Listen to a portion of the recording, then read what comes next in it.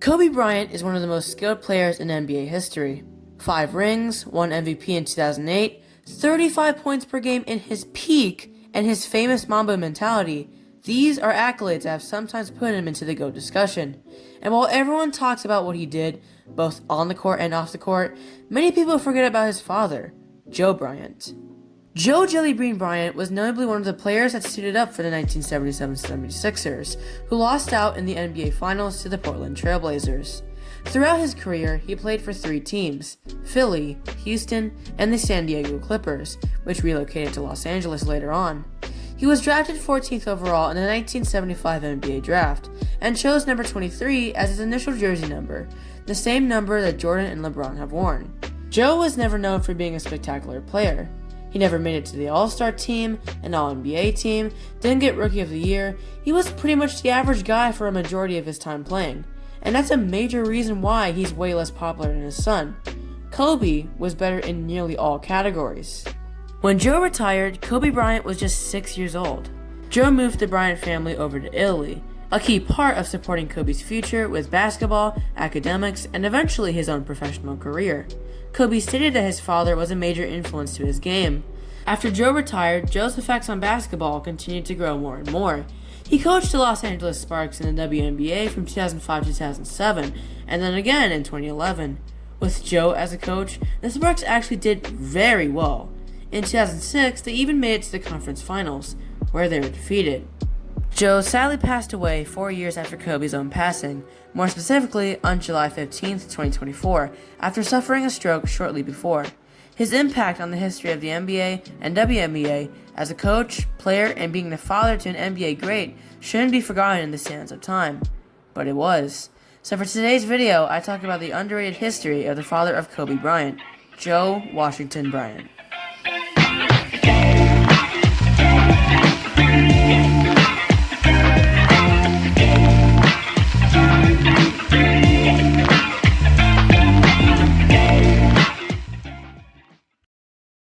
Before we get to this, I'll let you know that if you want to support my channel, please consider subscribing.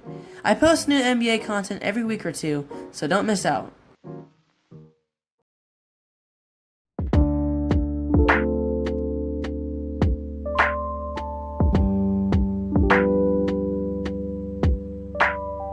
On October 19th, 1954, Joe Bryant was born to this blue planet that I think everybody knows of. His birthplace was in Philadelphia, and his father was born around 1930. It's also unknown which elementary or middle school Joe went to. In fact, there's a huge gap in the timeline of Joe's life in the 1960s. It's not until he went to high school where his life began getting documented again. Joe attended John Bartram, which was also in Philadelphia, growing to become a power forward. And after graduating, he played for La Salle in college, starting in 1973. In his sophomore season from 1973-74, he averaged 18.7 points and 10.8 rebounds per game. Joe Bryant was the only guy from his college team that season to make it to the NBA, and this fact continued into his junior season. His stats improved to 21.8 points and 11.4 rebounds. He led his conference in points per game scoring, and scouts inferably noticed his potential. Heading into the 1975 NBA Draft, he definitely was a first-round candidate, but not good enough to go higher, so once the draft commenced, teams passed up on him. Then, the Golden State Warriors were making their selection, and they chose Joe. The 6'10", 200-pound Joe Bryant was now an NBA player. This was with the 14th selection, and it seemed like he was going to be able to play with the defending champions and league-leading scorer Rick Barry. But unfortunately, Joe Bryant was never able to play for the Warriors. The Warriors, despite having picked in the middle of the first round, decided not to sign Joe Bryant. The 76ers gave Joe Bryant an offer during free agency. Joe accepted it, and thus his career would start in the most populated city of Pennsylvania.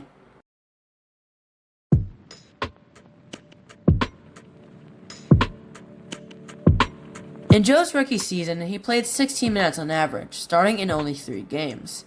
He averaged 7.4 points per game, 3.7 rebounds per game, and just barely more than half an assist. He contributed about 1 win per game according to win shares, an advanced stat that takes into account a player's stats and variables to estimate how many dubs a bro can add. There was a 9-game stretch in January of '76 where Joe showed some potential, averaging 15 points per game and 5 rebounds. The 76ers went 6-10 in this stretch. Since Joe couldn't match the stats he had previously put up in college, it wasn't looking like a great start to his career. This start was further complicated by the fact that Joe possessed coke in his car while also being in a high-speed chase against the police. Thankfully for Joe, he was acquitted when the judge ruled that the police searched his car illegally. Joe Bryant's rookie season coincided with Billy Cunningham's final season. Billy Cunningham and Wilt Chamberlain were a duo that helped the 76ers win a ring in 1967, so this was the end of an era that had a gradual downfall after Wilt joined the Lakers. After the season ended, the NBA's rival league, the ABA, merged with the NBA, and with that came superstar Julius Erving, so for 1976-77, championship expectations were on the cards. Joe took a lesser role in 1976-77. He was only averaging 4 points per game and was unable to be a starter at all. Joe's rebounding also didn't improve, going to 1.9 per game. However, his free throw percentage increased from 62% in the previous season to 75%. During the 1977 playoffs, Joe played just 7 minutes per game with averages of 2.9 points and 1.5 rebounds. In the series against Portland, Joe did show some defense. He recorded 2 steals in both Game 2 and 5, as well as a block in Game 3. In 1977-78, Joe played in all but one game, and bounced back to 6 points, 3 rebounds, and 1 assist per game, with 2.2 win shares. He played 15 minutes per game, but once again was unable to be a starter. His free throw percentage further improved to 77%. For the playoffs, Joe scored more than 10 points in one game, Game 3 in the Western Conference semifinals against the eventual champions, the Washington Bullets. Overall, he would average 5 points per game, 2.5 rebounds, and just less than an assist. This was his third straight showing in the playoffs. 1978 was also the year when Kobe was born. His team, the 76ers, did regress a little bit then. The record went down from 55 wins to 47 wins in 1979, but this was still far away from not making the playoffs. 1979 also marked the last time Joe Bryant would ever play in the playoffs. This season, Joe Bryant averaged his most points per game yet, 7.6. He also put up 3.7 rebounds and 1.5 assists, playing 15 minutes per game. The playoffs were uneventful for Joe, with him averaging 3 points, almost no rebounds, and 0.6 assists. Joe was not getting playing time, and his stats showed. He hadn't started a game in a few years, and Joe continued to blend in as just another NBA benchwarmer. However, this was going to change with him getting traded to the San Diego Clippers. Before the start of the 1979-80 season, Philadelphia traded away Joe Bryant to the San Diego Clippers in exchange for a first-round draft pick. Going back to Joe Bryant's individual season performances, in 1979-80, his minutes went up by almost twofold. He was able to average 28.7 minutes per game, and now averaged 9.3 points, 6.4 rebounds, 1.8 assists, and 1.3 steals per game. Although his win shares remained almost unchanged, it was clear that Joe was improving. But San Diego failed to make the playoffs, despite their signing of past MVP Bill Walton, who was being derailed by injuries. In 1981, Joe broke the 10 points per game barrier and averaged nearly the exact same amount of minutes per game. He additionally put up 5.4 rebounds, 2.3 assists, and 0.9 steals. Joe had his highest amount of win shares he would ever get.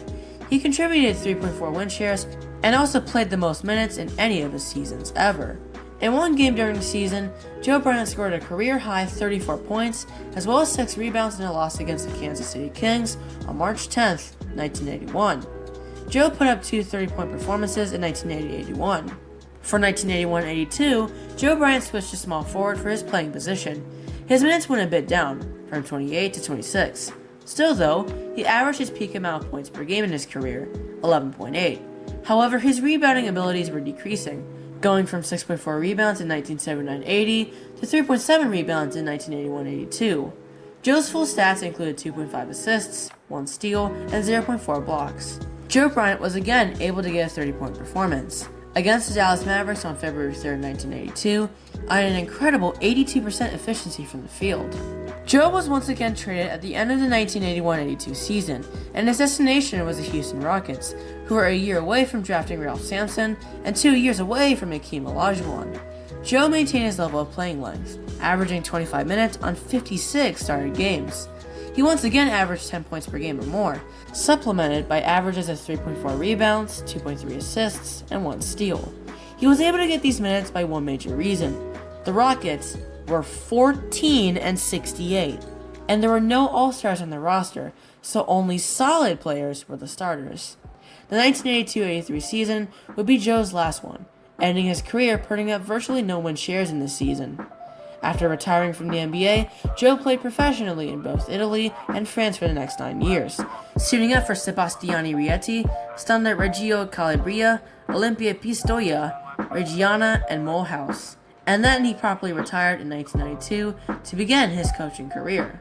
His first opportunity as a coacher was the Akiba Hebrew Academy, where for one season he was deployed with the U.S. Armed Forces in Italy. The Akiba Hebrew Academy was a women varsity team. Next year, he returned to his old high school, La Salle, and this time for 3 years he sticked. He was an assistant coach at the university, but was unable to help their college squads to higher than 5th in La Salle's conferences. He could have continued for a lot longer, but his tenure there came to an end when Kobe Bryant made his famous announcement that he would skip college and straight up declare for the NBA. For the next 7 years, Joe was retired, but he came back to the job in 2003 in a minor basketball league that was called the American Basketball Association, identical to the other one from the late 60s into the mid-70s. Joe coached 2 teams in this league, the Las Vegas Rattlers and the Boston Frenzy.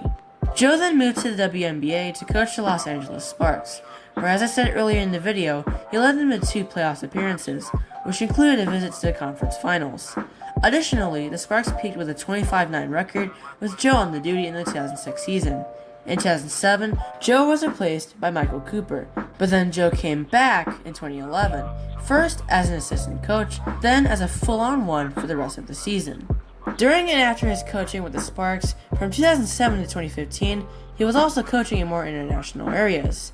He coached the Tokyo Apache in the BJ League from Japan, Sebastiani Rieti, Lavanga Hokkaido in the Japan Basketball League, the Bangkok Cobras in the ASEAN Basketball League, and finally, the Rising Fukuoka in the BJ League.